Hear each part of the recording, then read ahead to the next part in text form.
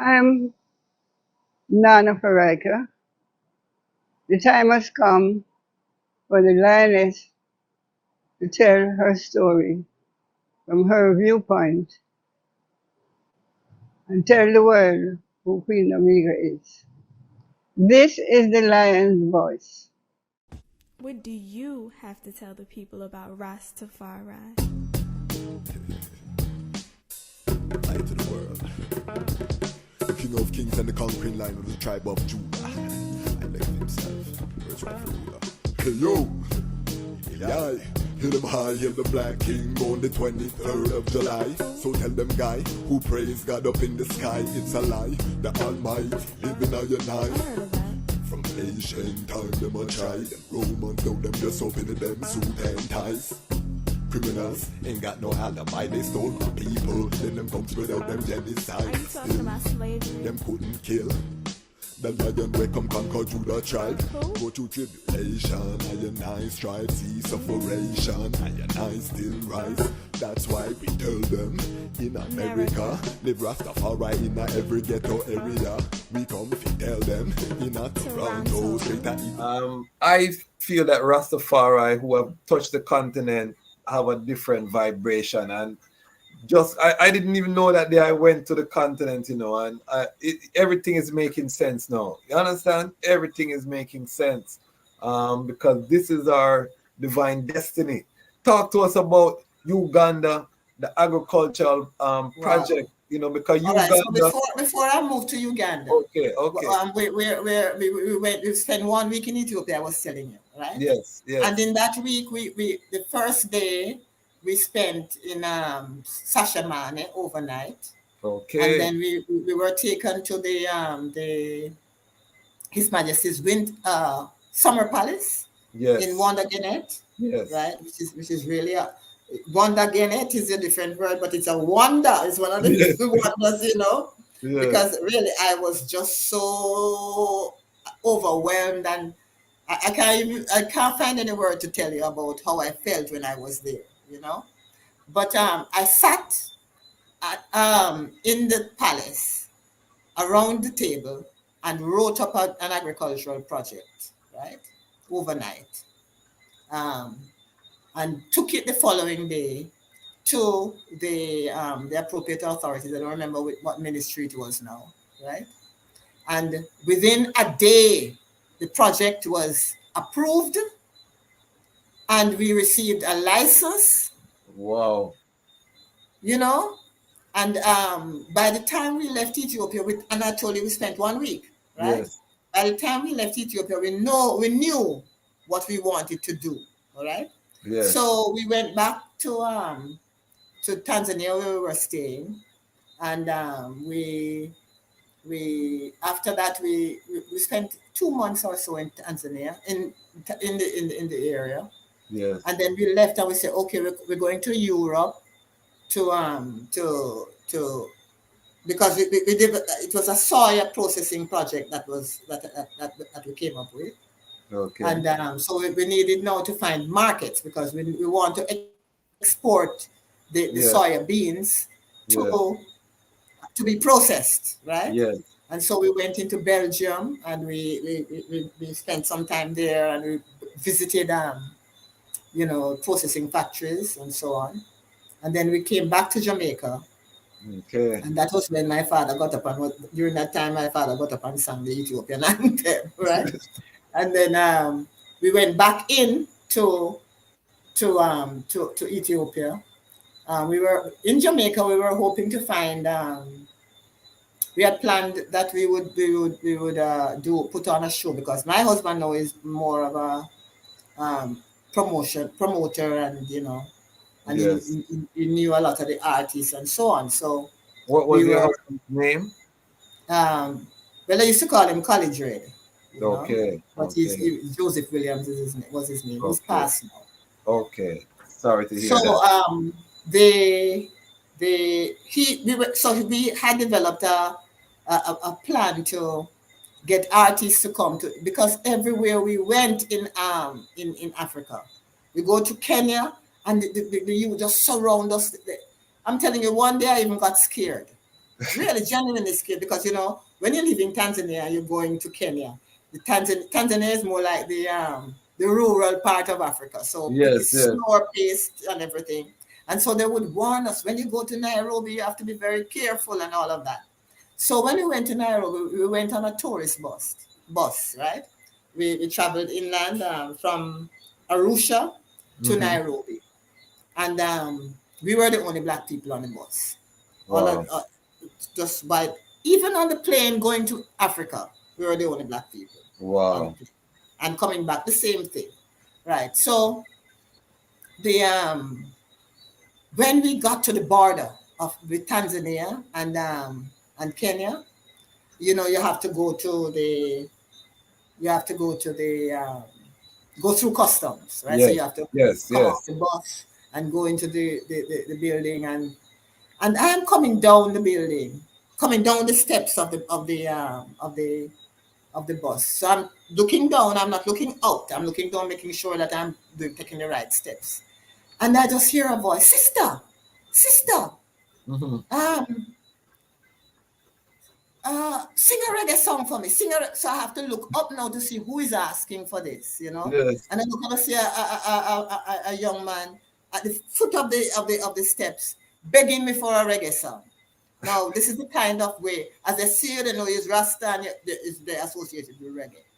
When you go into the customs hall, the customs officer takes the passports as a matter of, you know, the regular work. And when he sees that he's holding a Jamaican passport, it is something. He said, "Oh, I look at you. How is the place?" And forget all about his job, you know, and Yes, want to tell him yes. You about meet a Jamaica. Jamaican now, yes. Yes, it's something else. Their response to us as Jamaicans throughout my travel Yes. in Eastern Africa, it's just like that. So when we got to Nairobi now on the bus, some young men spot us coming into the city, and they spot us on the bus. Yes. Even before that, when you stop at the Maasai and they have the beads and so on, they just come and put beads around your neck. They can't speak the language, but they're just looking straight in my eyes and giving me beads. And you know, the white people on the bus, they were looking at us and wondering what's going on, you know. You know. So when we got into Nairobi now, there's some young men spot us and shouting out to us, and what hotel we're going to, So I'm telling you, one of them ran all the way. It must have been more than a mile, close to 2 miles, following the bus to our hotel. You know, and when we came off, he was there, and every morning we come out of the hotel, he's there, waiting to take us around. I'm telling you, it is just so overwhelming, you know. Wow. And one day when I went out, and when they ask you, what about Bob Marley? No, what about Bunny Wailer? Yes. And we said, you know, he's there, yeah. You know Bunny Wailer? And we say yes.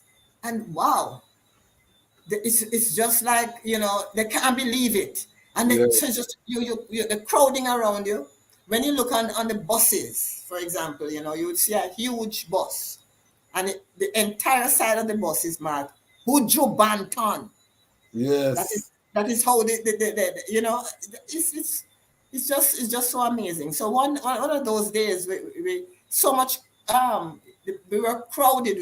People were standing around us to the extent where I started to remember the warning Okay. from Tanzania that, you know, you have to be careful. So we kind of quickly retreated to the hotel, you know, because it Oh, was wow. really a large crowd was gathering, you know. They think So you're that is an how artist. They think kind of you're a response. star. Pardon? I said they thought you were an artist or a star, celebrity. Yes. Once they see you and you, so that is why now we said, okay, we're going to do some reggae shows, right? Okay.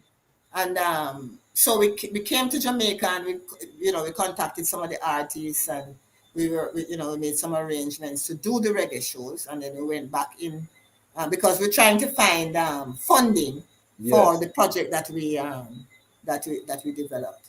So when we went back into Africa now, we couldn't get any flight straight to Tanzania. Yes. Everything booked out. So and we were in Belgium at that time. So we saw a flight that Egypt Air that goes um, to Uganda? no, it goes to Uganda, but they stop in Egypt. Yes. Yeah. So and then we would connect from Uganda now to Tanzania. Yes. When we got to Uganda, our luggage was not there. Wow. So we had to wait a couple of days now in Uganda before they find the luggage and send it to us. Mm-hmm. And in those couple of days now, we met upon some youths who begging us to stay in Uganda. They took us all over. They asked us what we want to do, and we told them that we want to do an agricultural project. And they took us to tour all different kind of farms that are available for us to lease. So we settled down on one farm that was on the Lake Victoria. Yes. So when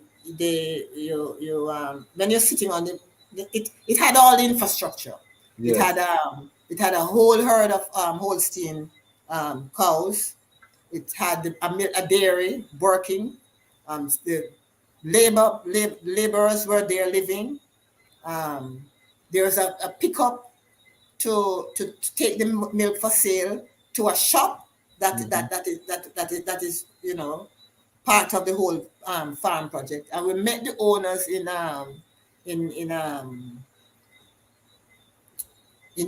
come on now, what's the capital of Uganda again? Kampala.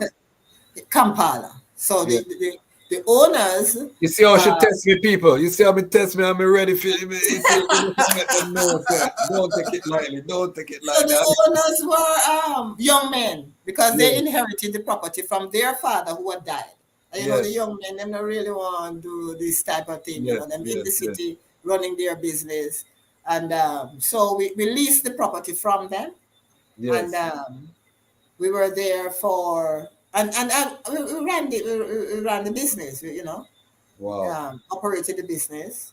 I hear that Uganda have the perfect climate, you know, in terms of the temperature. The British used to call it the Pearl of Africa, no? That is what I heard. You know, I hear that it's literally. And you know, like there was so much propaganda about Idi Amin, and when I spoke with the people, they said that most of the black people became wealthy because of the fact that the Indians ran away and left their properties. Okay. And they also said that if Idi Amin was bad, Obote was worse. And you know, Obote was the one who the West put in to rule. And they tell us about all the atrocities that Obote committed that we didn't hear about. Yes. But it was all we heard about was Idi Amin because of the fact that he tried to change the system, you know. Yes. So so Uganda was really a great experience, you know. So how long did you end up staying there, you said? We stayed there a year. We stayed there a year, and then while I was there, my mother passed. Okay. So I tried to come back, and you know. What year was this that we're talking about now? 2000 and okay. 2000 and early. I think it might have been 2001 to 2, something like that. Yeah. Okay. So we came back and got caught up back now in the whole Jamaican system because my father was blind and he's alone, and you know all my siblings are abroad, and you know that type of thing. So we got caught up in that, and so we didn't get to go back before my husband passed. Yeah. Okay. And we're so sorry to hear about the passing of your kingman. Condolences from the family. Because I know how that feels to touch Mama Africa and then have to return to the West. Everything just seems duller. You know, it loses its luster a little bit. You know, when you see Mama, and you see, you know, the glory of Mama, and this is why I say everybody has to visit. Don't let anybody dissuade you from touching Africa. Yes. Because But the one thing that I know is Mhm. that you need to have resources. Okay, to, let's talk about it. Yes, Talk you have to about it. have resources. You can't just go with a few dollars in your pocket. You have So- to have a plan. So I can't just go with a zeal. I can't burn a spliff and just book a ticket and say me I go as No, Zion. that's not going to help you. You're going to have to come because you see, the Africans are looking to us. Yes. That's the thing about it, The assets are there, the resources are there, but it takes capital Yes. to really, bring it forth, Iron Vice.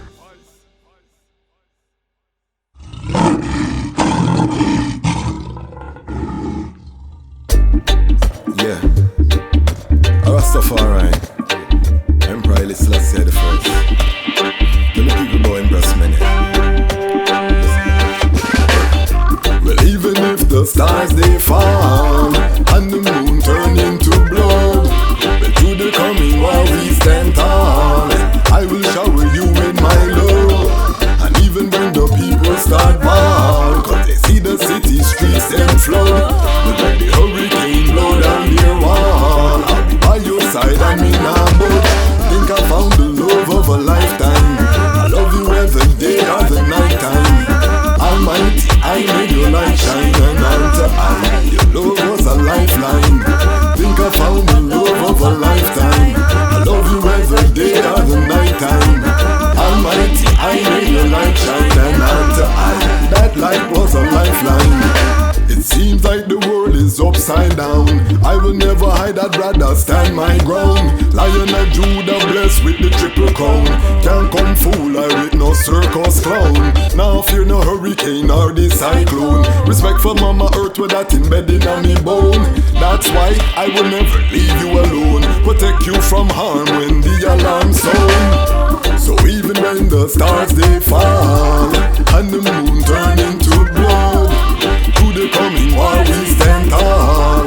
I will shower you with my love. And even when the people start ball, cause they see their city streets them flood. When the hurricane blow down our wall, I'll be by your side and me not budge. Think I found the love of a lifetime. I love you every day or the night time. The Almighty, I made your light shine and unto I, your light was a lifeline.